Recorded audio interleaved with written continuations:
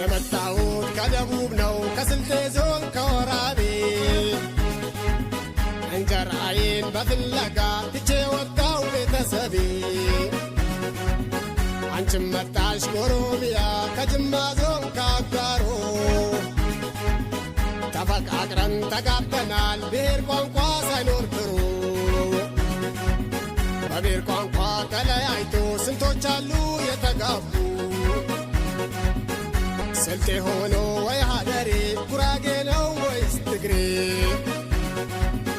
ሀውኔ ነው ወይ አርጎባ ወለኔ ነው ወይ አላባ በብሔር ቋንቋ ተለያይቶ እርስ በርሱ የተጋባ ቢለያየም በብሔሩ በቋንቋና በሃይማኖቱ